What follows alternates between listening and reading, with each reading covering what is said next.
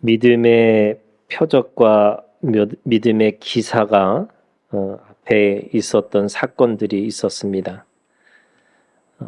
믿음은 반드시 믿음의 능력이 우리 가운데 있다고 말씀하시는 거죠. 우리가 하나님의 자녀라고 하는 것은 하나님이 우리에게 하나님의 자녀답게 살 수 있는 능력도 우리에게 주셨다고 말씀하는 겁니다. 그렇기 때문에 이들이 그냥 사도라고 하는 하나님의 사람들이 되는 순간부터 이미 그들에게는 사도의 능력을 가지고 살게 돼 있는 거죠. 그 사도의 능력을 따라서 나타난 사건들이 표적과 기사가 일어난 겁니다. 그러면 그 믿음의 능력이라고 하는 말 속에는 또 다른 관점이 하나가 있는데 내가 믿음을 살아내는 데 있어서 그 믿음을 살 수 없게끔 하는 요소들이 반드시 있다는 거예요. 그런 거잖아요. 내가 은혜를 받으려고 하는 순간에 그 은혜를 까먹을 수 있는 또는 그 은혜를 잃어버릴 수 있는 그런 또 다른 사건들이 나에게 있는 거죠. 그래서 능력이라고 하는 말은 그것을 벗어날 수 있다는 거예요. 그거를 내가 뛰어넘어서 그 사건과 상황과 그 관계 안에 매몰되지 않고 믿음으로 그것을 할 수 있는 힘을 이야기하고 있는 거죠. 오늘 사도들이 그 표적과 기사를 베풀고 나니까 지금 우리가 읽은 이 5장 17절에 있는 말씀에 보면 대제사장과 그와 함께 있는 사람, 즉 사두개인의 당파가 다 마음에 시기가 가득하여 일어나서 사도들을 잡아다가 옥에 가두었더니, 그러니까 똑같은 그런 핍박이 그 초대교회에 또 일어난 거죠. 예수님을 못 박아서 죽였던 그 사람들이 이 예수님이 부활했다라고 하는 그 증언, 그 증거를 가지고 사람들에게 외쳤던 그 사람들에게 똑같이 제사장과 사두개인들 사람들이 그 제자들을 사도들을 붙잡아서 감옥에 집어넣은 사건을 이야기합니다. 그들이 왜 그렇게 반대했을까라고 생각해 보면 오늘 17절에 있는 말씀에 보면 다 마음에 시기가 가득하여 이렇게 시작합니다. 그 시기심이 그 사도들을 붙잡아 놓아서 그 감옥에 집어넣었다라고 이야기하는 겁니다. 이 시기심이라고 하는 것이 어떤 거냐? 사실은 다 마음에 시기가 가득하여 일어나서 하는 그 시기라는 것이 결국은 비교하고 경쟁하는 마음이라고 할 수 있습니다. 누군가에 대한 열등감으로 시작해서 그 열등감이 증오로 나타나는 거죠. 자신보다 뛰어나거나 앞서가는 대상을 미워하는 거, 이걸 시기심이라고 얘기합니다. 그러나 여러분, 우리가 읽은 17절에 이 사람들은 그냥 보통 사람들이 아닙니다. 대제사장과 그와 함께 있는 사람, 즉 사두개인 당파라고 이야기하고 있고 21절에 있는 말씀에 보면 그들이 듣고 새벽에 성전에 들어가서 가르치더니 대제사장과 그와 함께 있는 사람들이 와서 공회와 이스라엘 족속의 원로들을 이렇게 돼 있습니다. 그러니까 대제사장과 사두개인들 그리고 그 안에 공회, 그러니까 71명 또는 72명이라고 하는 그 이스라엘을 대표하는 최고의 지도자들이라고 이야기하는 거죠. 그리고 그들이 그 사도들을 시기했다, 비교하고 경쟁하는 마음을 가지고 열등감을 가지고 증오로 그들을 그렇게 잡아넣었다라고 이야기하고 있는 겁니다. 얼핏 들으면 우리가 뭐 종교를 가지고 있는 사람인데 어떻게 그럴 수 있을까라고 하는데, 우리가 생각했던 대제사장 또는 공회 사람들 또는 그 유대인들이라고 하는 삶이라고 하는 것은 우리가 생각하는 상상 이상의 종교심을 갖고 있는 사람들입니다. 그들은 말씀을 늘 그 문지방 또는 항상 보이는 곳에다가 그 말씀을 적어놨던 사람들이에요. 그리고 1년에 한 번씩 금식을 하는 거지만 그것도 모자라서 그들은 1년에 4번씩 금식을 하고 있는 사람들입니다. 뿐만 아니라 이 예수님 당시에는 아예 더 종교심을 갖고 있는 사람들은 일주일에 2번씩 금식을 합니다. 그리고 그 금식한 것을 모아가지고 구제를 또 하는 사람들입니다. 우리가 잘 알고 있는 것처럼 1년 하루에 3번씩 하나님께 기도하고 있는 사람들이죠. 또 그들은 5대 제사라고 해서 그 제사를 열심히 드리고 있는 사람들입니다. 뿐만 아니라 613가지 율법을 어떻게든지 어기지 않게 하기 위해서 먹는 것도 가리고 또 부정한 것과 부정한 사람을 만나지 않으려고 열심히 노력하는 사람들입니다. 그런데 그들에게 시기심이라고 하는 그 마음이 변하지 않는 상태에서 이 종교적 행위만 하고 있는 사람들인 거죠. 영적이긴 한데 이 사람들은 아주 철저한 종교적인 사람들입니다. 그 종교적인 열심을 가지고 뭐 하냐면 누군가를 시기하고 있는 거죠. 반면에 사두개인이라고 하는 당파가 있다고 얘기합니다. 여러분, 사두개인들은 왜 특별히 이 초대교회에 사두개인이라는 사람들이 왜 극렬하게 우리가 그리스도인들을 반대했을까라고 하면은 이 사두개인들은 부활을 믿지 않았습니다. 이 사람들은 아주 철저한 이성주의자들입니다. 눈에 보이는 것만 믿는 사람들이에요. 그래서 그들은 모세 오경만 믿고 부활을 믿지 않았습니다. 어떤 면에서 볼 때 약간 유교적인 그런 생각을 하고 있는 거죠. 입신양명, 지금 내가 살고 있는 이 세상에서 내가 아주 성공하고 부자로 살아가는 것이 하나님 앞에 복이라고 생각했던 사람들입니다. 그리고 보이지 않는 것에 대해서는 말하지 않습니다. 이들은 철저하게 논리적이고 합리적이고 이성적인 사람들입니다. 그러니까 사두개인들에게 있어서는 이 사람들은 이성주의자고요, 물질주의자고요, 현실주의자들입니다. 그러니까 사도들이 가지고 있는 이 삶을 들여다보니까 이 사람들은 이성적이지도 않습니다. 또 현실주의적이지도 않습니다. 또 그렇게 물질을 추구하는 것 같지도 않습니다. 그러니까 그들의 삶을 완전히 대적하는 사람들이 바로 사도들이라고 생각한 거죠. 이들은 영적이지도 않고 종교적이지도 않은, 그래서 초현실주의자들이라고 할 수 있습니다.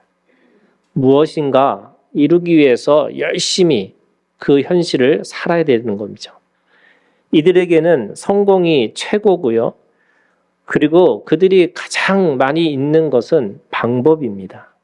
내가 어떻게 그 방법을 취해서 어떻게 그것을 빨리 단시간에 그것을 이룰 수 있을까? 그래서 이들에게 관심은 왜가 아닙니다. 어떻게? 방법을 추구하는 사람들이죠. 그런 사람들에게 이 사도들은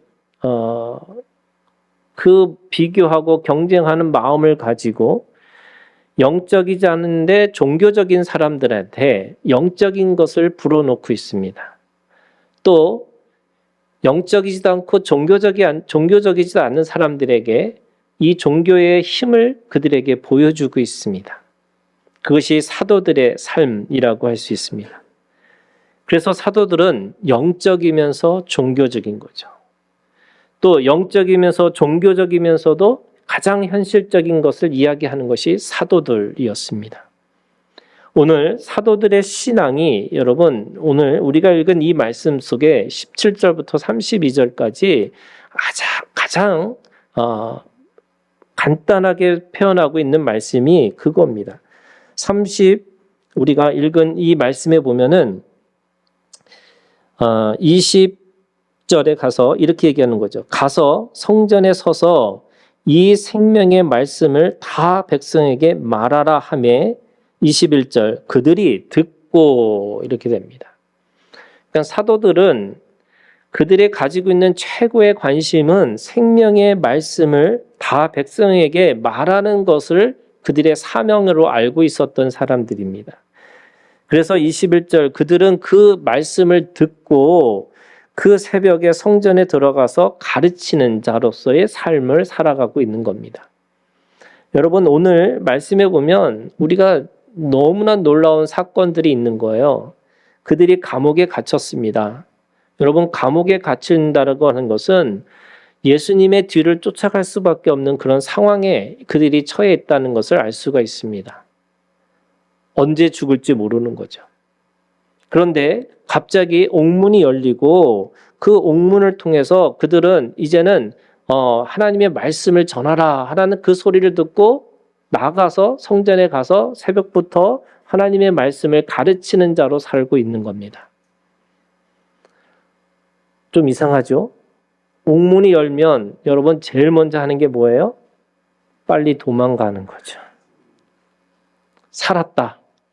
또 이 옥문이 열리는 순간에 야 이게 어떻게 이런 일이 벌어질까라고 생각하고 이 기적에 내 마음을 다 뺏겨서 야 내가 살아났다라고 하는 것 때문에 사람들이 무슨 얘기를 하냐 어떻게 살아났는지를 사람들에게 알려주는 거죠. 갑자기 내가 자고 있는데 천사가 와가지고 문을 열어줘서 내가 나왔다. 이게 그들이 가지고 있는 메시지가 될 수밖에 없었습니다. 왜? 사람들한테는 그게 옥문에 어떻게 나왔는지를 궁금하니까. 그런데 그들에게서는 그런 말이 하나도 없습니다. 자신이 어떻게 옥문에 나왔는지, 자신이 어떻게 그 기적과 같은 것을 경험했는지 그게 중요한 게 아니었습니다.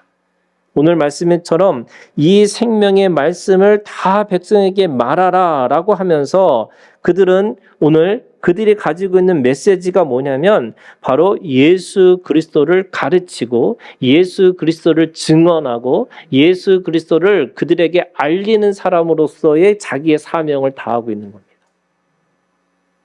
저는 이게 우리가 가지고 있는 믿음이라는 거예요. 여러분 세상 사람들은 우리가 어떻게 살고 있는지 어떻게 그렇게 기적과 같은 일들이 벌어지는지에 관심이 있는데 우리에게 말씀하시는 것은 뭐냐면 네가 생명의 말씀을 전하는 자와 같이 살고 있느냐 이거를 묻고 계시다는 거예요.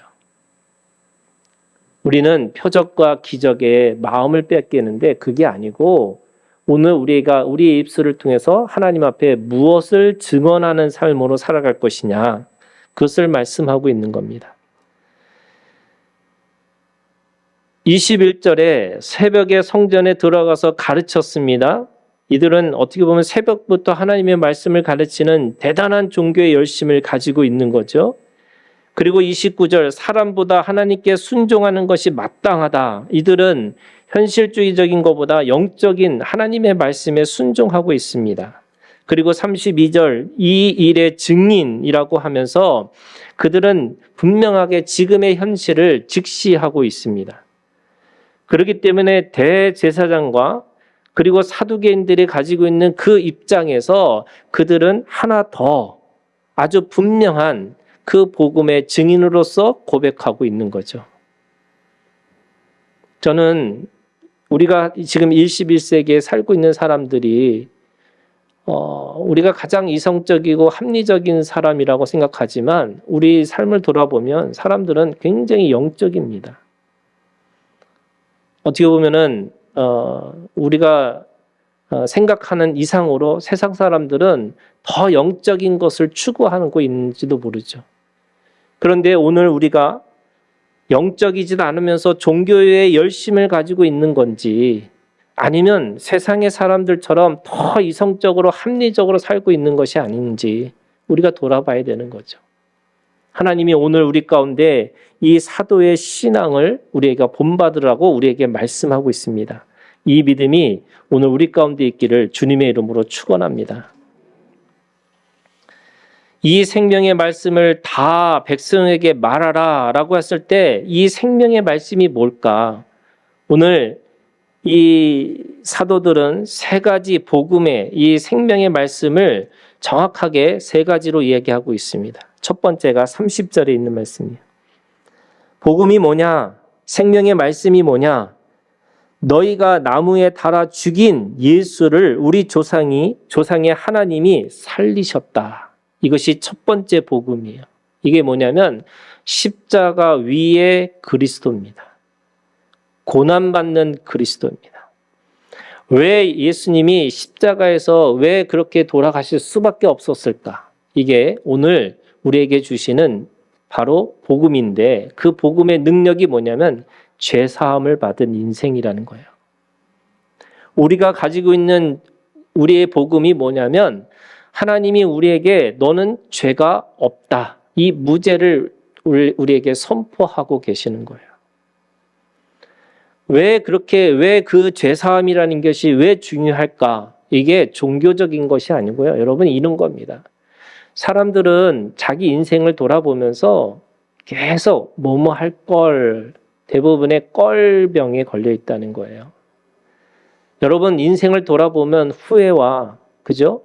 그 다음에 배신과 배반의 그 점철로 이루어진 게 우리 인생이라고 얘기합니다. 근데 하나님이 말씀하시는 거예요. 그거 네가 가지고 있는 죄로 인해서 되어진 게 아니라는 거예요. 죄사함이라고 하는 것은 우리들의 인생을 다시 해석할 수 있는 힘을 주는 겁니다. 여러분, 예수 그리스도 안에서는 죄가 없는 거예요. 예수 그리스도 안에서는 우리가 죄를 묵상하고 살아가는 게 아닙니다. 그런데 대부분의 인생을 어떻게 사냐면 뭐뭐 했을 걸 하고 살아가는 거예요. 내가 그때, 죄송합니다, 그 남자를 안 만났으면, 내가 그때 그 여자를 안 만났으면, 뭐 이런 거예요. 내가 그때 그렇게 조금이라도 더 이랬으면 좋았을 걸. 그래서 자기 인생이 뭘로 잡혀있냐면 과거에 자기의 상처나 그 마음의 응어리나 풀지 못한 그 어떤 것에 대해서 계속 발목 잡혀 살아가는 인생이, 우리에게 그런 인생이 있다는 거예요. 그래서 오늘을 살지 못하는 겁니다. 그래서 내일을 기대하고 소망할 수 없습니다. 왜요? 과거에 그 문제에 그 사건 때문에 내 인생이 이렇게 틀어졌다고 생각하는 거죠. 저희 교회 집사님 중에 한 분이 그랬어요. 성경 공부를 하는데 그분이 그러는 거예요. 자기가 생각해 보니까 10년 전에 목사님한테 그게 잘못한 건지 이제 알았다고. 그래서 그 목사님한테 찾아가서 죄송합니다, 목사님.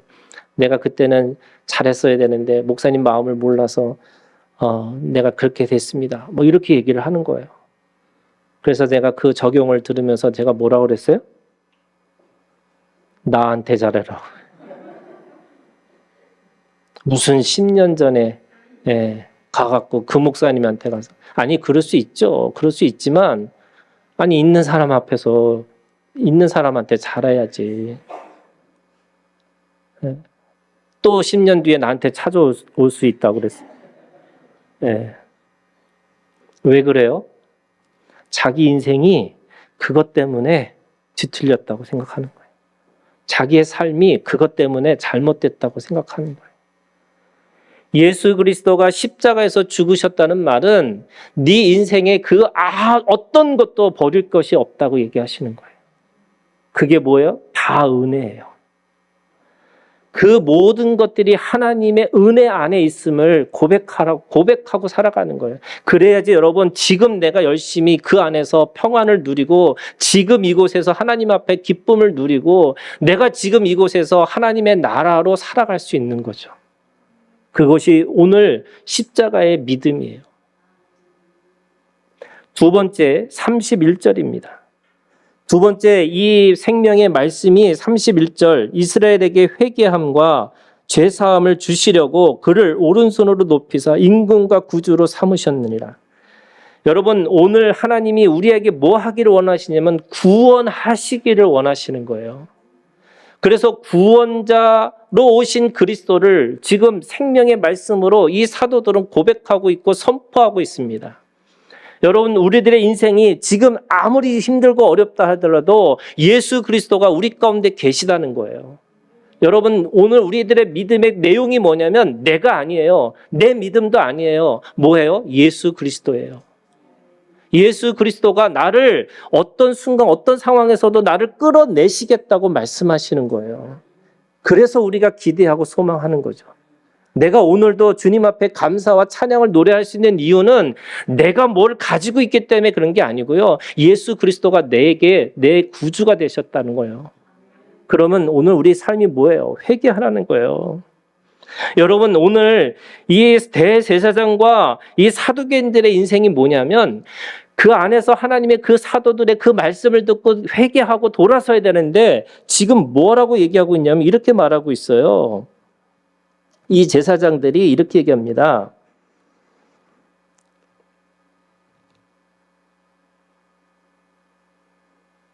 이게 말씀이 안 보여요.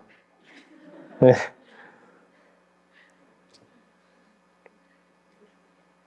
28절 이르되 우리가 이 이름으로 사람을 가르치려고 말라고 언급하였으되 너희가 너희 가르침을 예루살렘에 가득하게 하니 이 사람의 피를 우리에게 돌리고자 함이로다. 이게 무슨 말이냐면요, 니네들이 지금 사도들이 네가 지금 외치고 있는 게 다 우리 잘못으로 우리한테 죄를 뒤씌우려고 네가 지금 이렇게 전하고 있는 거 아니냐, 이렇게 얘기하고 있는 거예요. 자, 이게 무슨 말이에요? 여러분, 이게 피해자의 마음이에요. 누군가가 나를 욕하고 있지 않을까? 누군가가 나한테 그 탓을 나한테 돌리지 않을까? 그러니까 아무리 선한 말과 아무리 좋은 말과 아무리 그렇게 공의와 정의와 진리를 전해도 그 사람들 마음속에는 뭐가 있냐면 내가 그 사람한테 뭔가 잘 보여야 될 텐데, 내가 뒤집었으면 안 되는데. 여러분, 예수 그리스도 그분이 우리한테 오셔서 제일 먼저 하신 게 뭐냐면요, 죄를 뒤집어 쓰신 거예요.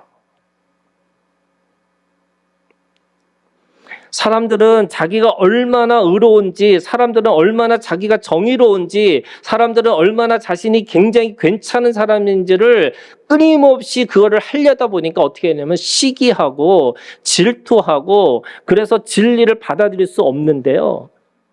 여러분, 하나님의 사람들은 회개하는 마음을 가지고 그것이 진리를 내 것으로 받아야 되는 거예요. 그래야지 구원자 예수 그리스도가 우리 가운데 오셔서 우리를 구원하시겠다는 거예요. 세 번째, 32절이에요. 32절, 우리는 이 일의 증인이요 하나님이 자기에게 순종하는 사람들에게 주신 성령도 그러하니라. 성령의 그리스도야. 십자가 위에 그리스도, 고난받는 그리스도가 있다면, 구원자이신 예수 그리스도가 있다면, 세 번째, 성령의 그리스도. 그분이 성령의 그리스도를 어떻게 하시냐? 영원히 나와 함께하는 인생이라고 얘기하시는 거예요. 사람들은 그래요. 내가 기도하는데 안 들어주면 하나님 정말 나와 함께 하시는 건가? 내가 지금 이렇게 고난받고 있는데 정말 하나님이 정말 나와 함께 하실 건가? 성령께서 우리 가운데 최고에 주신 약속은 뭐냐면요, 영원히 나와 함께 하시겠다는 거예요. 힘들고 어려울 때 여러분 그 속에 하나님이 계세요. 하나님도 아파하시고 하나님도 힘들어하시고 하나님도 그렇게 슬퍼하고 함께 기뻐하시고 함께 나와 함께 영원히 계시겠다고 약속하셨어요. 그게 성령의 그리스도예요.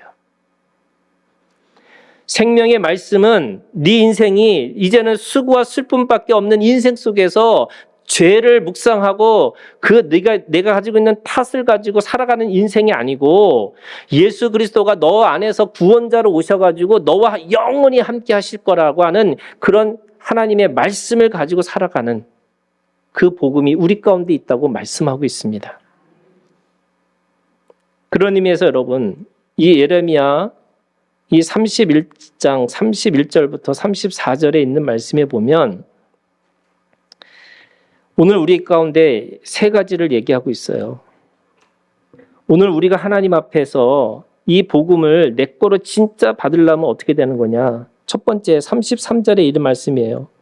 33절, 그러나 그날 후에 내가 이스라엘 집과 맺을 언약은 이러하니 곧 내가 나의 법을 그들 속에 두며 그들의 마음에 기록하여. 마음에 기록된 말씀이 있어요. 저는 이게 오늘 대제사장과 사두개인들은 여러분 우리보다 더 열심히 율법을 지키고 하나님의 말씀을 더 연구했던 사람들임에도 불구하고 왜 그들에게는 지금 이런 하나님의 역사가 일어나지 않았을까?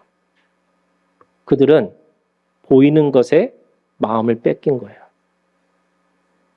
여러분 하나님은 우리한테 뭘 보라고 하시냐면 여러분 마음 보라는 거예요. 그래서 결과가 여러분 어떻게 되든 그것이 흥하든 망하든 뭔가 소유했든 빼앗겼든 그게 사람들한테는 결과가 중요한 건데 하나님은 우리에게 뭐가 중요하냐면 동기, 과정이 중요하다는 거예요. 그래서 어디를 보라고요? 마음 보셔야 돼요. 가장 영적이고 가장 종교적인 사람은 어떤 사람이에요? 여러분 마음에 충실한 사람이에요. 왜요? 마음에 하나님의 말씀을 기록하셨다는 거예요. 성령께서 우리 가운데 오셨다는 말은 성령께서 우리 마음에 거하셔서 오늘 나를 깨닫게 하시고 나를 인도하시고 나를 그 안에서 계속해서 생각나게 하셔서 성령이 하게 하심을 따라서 살게 하신다는 거예요. 그래서 여러분 마음을 보셔야 돼요. 마음. 여러분 마음이 예수 그리스도의 마음으로 내가 품고 살지 않으면 다 무슨 일을 하고 있냐면 사람들은 그 사람이 뭘 얼마큼 배웠어. 학력. 그 사람의 얼굴이 어때. 외모. 또 뭘 가지고 있는 소유. 그 사람이 뭘 할 수 있는데. 능력. 여러분 그거 보고 사람들은 거기에 마음을 빼앗겨요. 제가 모닝을 요즘에 타고 있는데 모닝을 처음 타봤어요. 모닝을. 밖에 나가서 운전하는 게 무서워요. 왜 무서운지 아세요?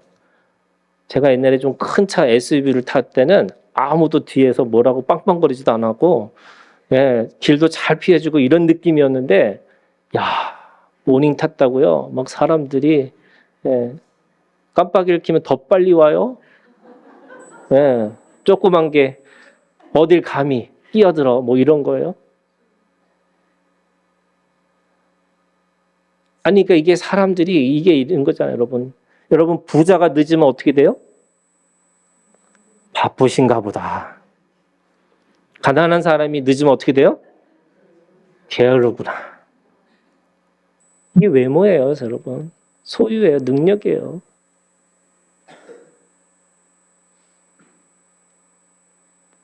목사님들끼리 모여가지고 뭐냐면 제일 먼저 물어보는 게 뭐예요?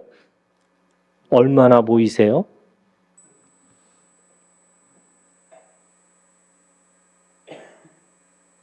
우리도 모르게 여러분 대제사장과 사두개인들이 어디 있냐면요. 여러분 내 마음에 있는 거예요. 야 2000년 전에 유대인들이 2000년 전에 대제사장이 이게 아니고요. 여러분 내 마음에 있다니까요. 내가 종교적 열심을 가지고 뭔가 하면서도 하나님을 몰라요. 왜? 내가 그 마음이 빼앗긴 거예요. 마음이 빼앗겼어요.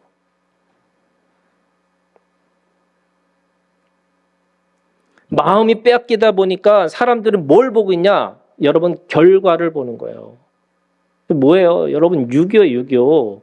입심양명이라니까요. 죽어서 뭐가 돼요? 아무것도 안 돼. 그냥 지금 내가 여기서 성공해야 되는 거예요.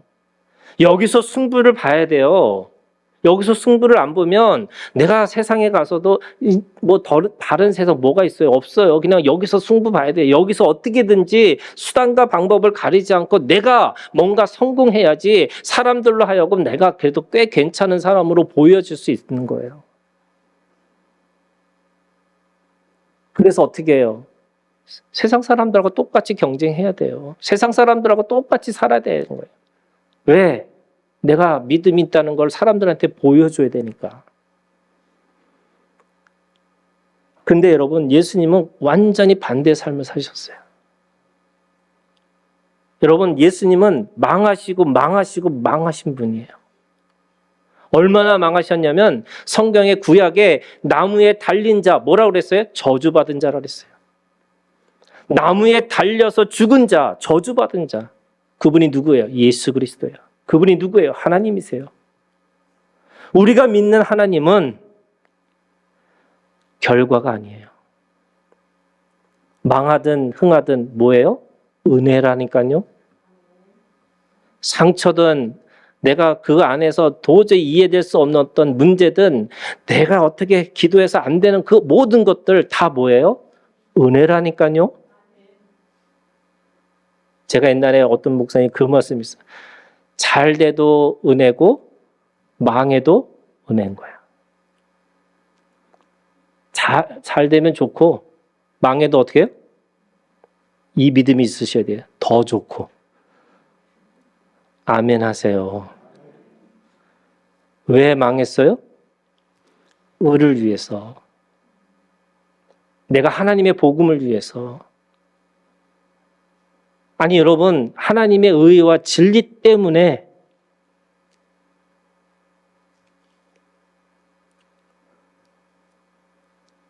손해보고 사셔야죠. 맨날 계산하고 맨날 뭔가 이렇게 해서 아유 내가 이 정도는 받아야지. 그럼 세상 사람들하고 똑같잖아요, 여러분.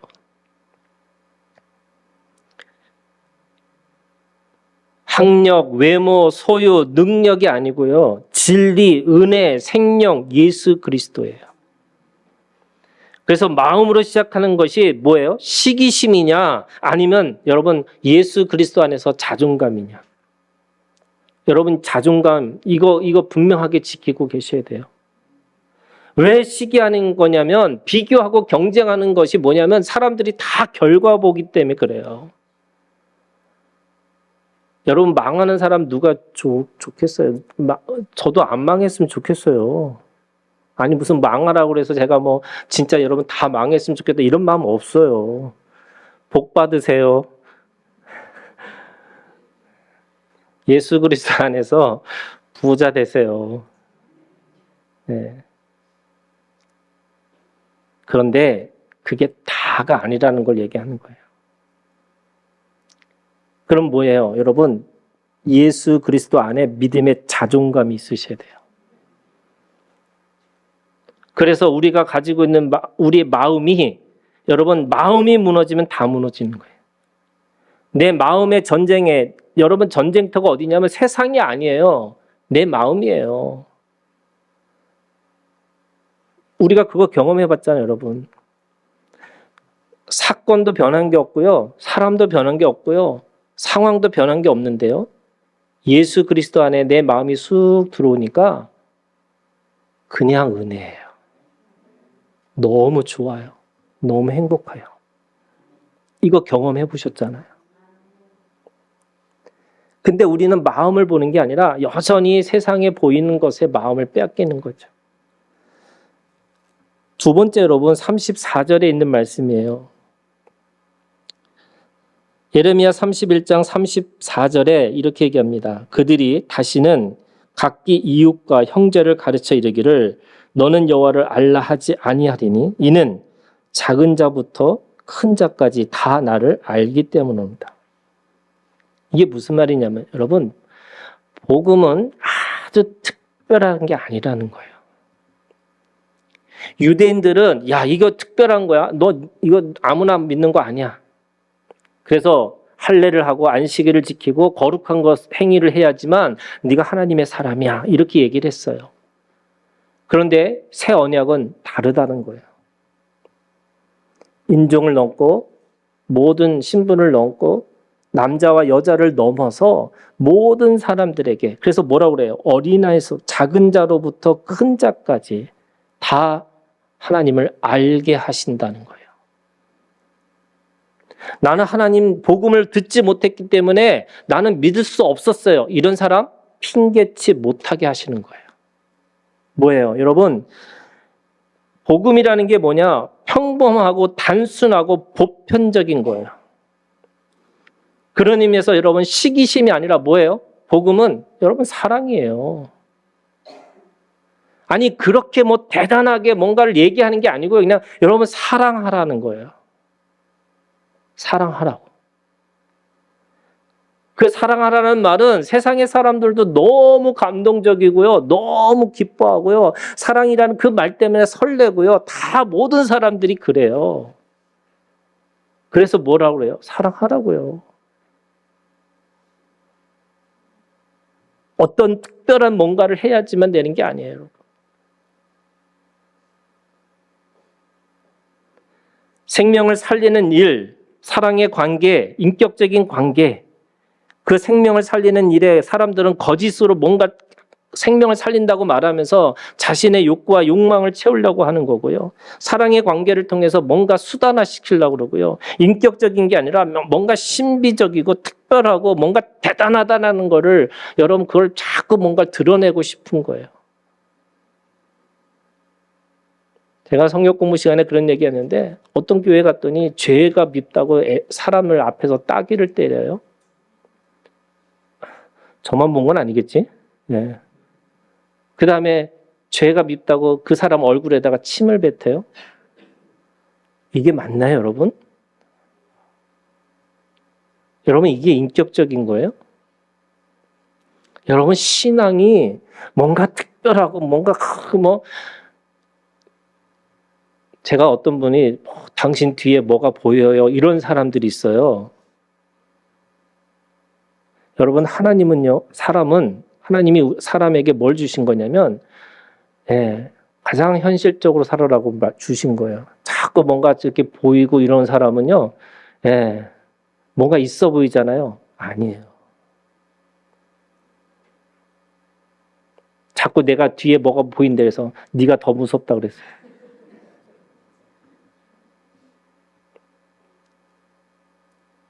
아니, 보일 수 있죠. 보이는 것에 대해서 부정하는 게 아니에요.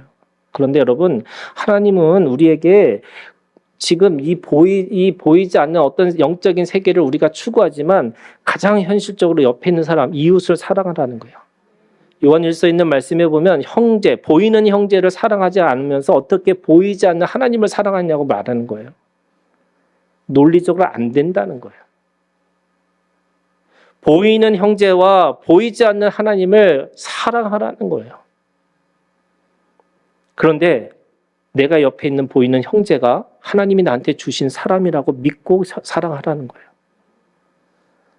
그래서 누구든지 어린아이든지 큰 자든지 누구든지 하나님을 몰랐다라고 핑계치 못하게 하기 위해서 복음을 가장 평범하고 복음을 가장 단순하고 복음을 가장 보편적인 하나님의 사랑으로 우리에게 말씀하시는 거예요.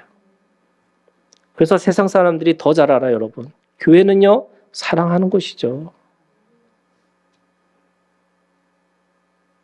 제가 늘 우스갯소리로 얘기하지만 교회 이름이 하나가 안 돼서 하나교회고, 그죠? 사랑이 없어서 사랑의 교회고 이런 거 아닌가? 이런 생각이 들어서, 근데 기독교가 여러분, 우리가 사랑이라고 하는 하나님이 주신 최고의 그 가치를 우리가 그걸 하고 살아셔야 돼요. 세 번째, 여러분, 34절 끝에 있어요. 나를 알기 때문이라 내가 그들의 악행을 사하고 용서하고 다시는 그 죄를 기억하지 아니하리라. 아멘. 여러분, 하나님이 우리에게 주신 최고의 선물이 용서예요. 그래서 여러분, 사랑이라는 것 속에 뭐가 포함되어 있냐면 용서에 있어요. 여러분 최고의 용서가 뭔지 아세요? 나를 용서하는 거예요. 대부분의 사람들이 시기심을 왜 가지고 있냐면 자기가 자기를 용서하지 못했기 때문에 그래요. 대제사장과 이 사두개인들이 왜 사도들을 그렇게 잡아두려고 애를 썼냐면 자기가 가지고 있는 그 완벽주의가 있기 때문에 자기 자신을 용서하지 못하기 때문에 끊임없이 뭐 하느냐? 완벽한 것을 추구하려고 하는 거예요. 그러다가 뭐 안에 있어요? 그 밑바닥에는 죄책감이 있어요. 여러분 죄책감 하나님이 주신 거 아니에요. 복음이 우리 가운데 분명하게 얘기했어요. 죄를 용서하고 죄를 기억하지 않겠다고요. 여러분 이 믿음이 오늘 우리 가운데 있기를 주님의 이름으로 축원합니다. 그래서 끊임없이 자신에게 돌리고자 하는 이 죄책감이 들어올 때마다 여러분 예수 그리스도가 우리를 용서하셨고 예수 그리스도의 피의 능력이 오늘 우리의 죄를 기억하지 않게 하실 것이라고 하는 그 믿음의 고백이 우리 가운데 있는 거예요. 그래야지 어떻게 되냐? 악순환이 아니라 선순환으로 바꿀 수 있어요. 내가 용서가 안 되니까 계속 끊임없이 뭔가를 해야 돼요. 그래서 자기의 존재감이 드러나야 되는 거예요. 그래서 그 순환을 돌려다 보니까 계속 그 순환이 뭐냐면 악순환으로 돌게 돼 있어요. 죄가 끝났다는 거예요. 그래서 이제는 선순환으로 돌릴 수 있는 능력이 우리 가운데 있다는 거예요. 그런 의미에서 여러분 복수를 꿈꾸지 않는 거야. 우리가 가지고 있는 믿음은 복수를 꿈꾸지 않아요. 그러면 뭐 하냐? 여러분 사명을 다하는 증인의 삶으로 살아가는 거예요. 사도들이 지금 감옥에서 갇혀서 죽음과 이 자신의 고난에 대해서 왜 내가 믿는 사람이 왜 이런 삶을 살아야 되냐 한탄하지 않았고요. 이 자기를 억울하게 잡아둔 이 사람들에게 유대인들에게 똑같이 복수하겠다. 그게 아니고요. 그들에게 죄를 회개하라고 그러고 그리고 예수 그리스도가 그들을 용서하셨다고 하는 그 복음을 전하고 있는 거예요. 오늘 우리들의 입술이 여러분 용서하고 용서하는 입술이 되기를 주님의 이름으로 축원합니다. 그러기 위해서 먼저 내가 용서하지 못했던 거, 사랑하지 못했던 거, 여러분 주님 안에서 회개하는 오늘 우리가 되기를 주님의 이름으로 축원합니다. 기도하겠습니다.